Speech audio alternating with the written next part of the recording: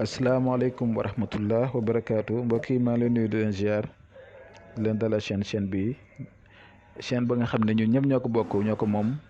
di séddoo xam-xam di fi waxtaan di sottantey xalaat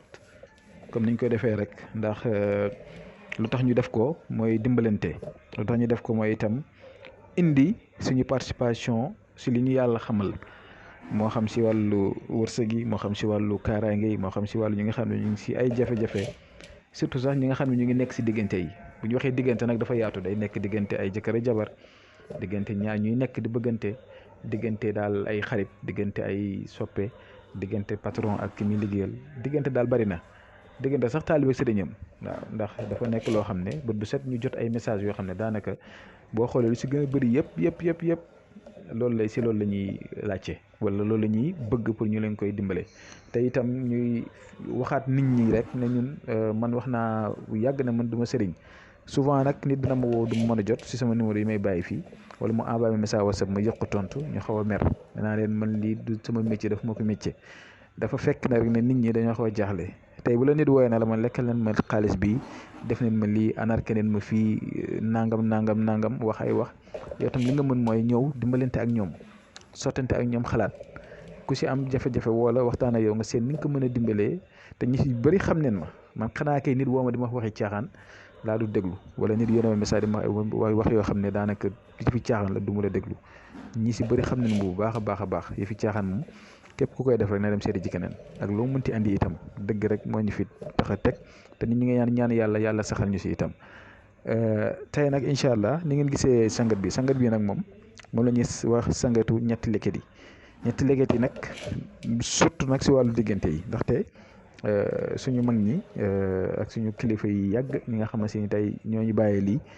muy ay xam-xam yoo xam ne yu yàgg la yoo xam ne si ne incha allah rabbi surtout sax diggante yi nga xam ne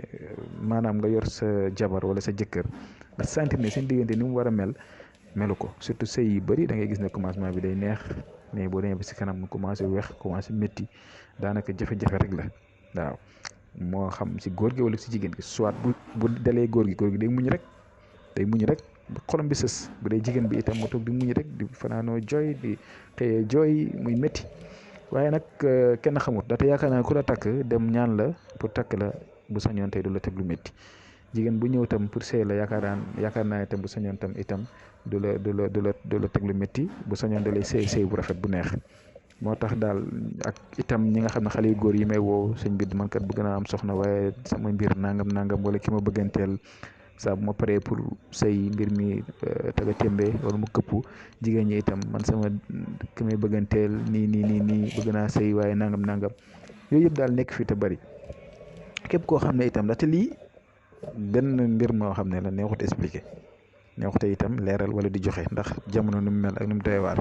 mais di àttu rek comme fii la ñu yàlla mën a indi ñu mën a wax ak nit ñi ñu mën ñoo dégg ku nekk mën see jot képp koo xam ne yittewoo nga ko nga am ay jafe-jafe ak sa borom kër nga am ay jafe-jafe ak sa soxna nga am ay jafe-jafe ak ki nga bëgganteel nga am ay jafe-jafe ak sa mag sa rakk ku mënti doon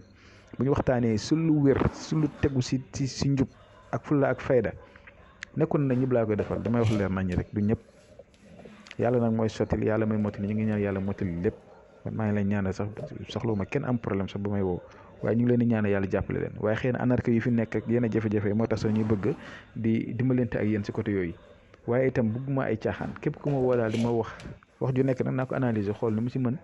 buñ déggooyee ma xam ne li nga wax nii moom lu kii la ma seet ni mu si mën a dimbalante ak yow ba nga mën see am satisfaction mën see am lu nga bëgg waaye daal mbir mu am solo la si wàllu diggante bu neex te rattax rek te am jàmm ak salaam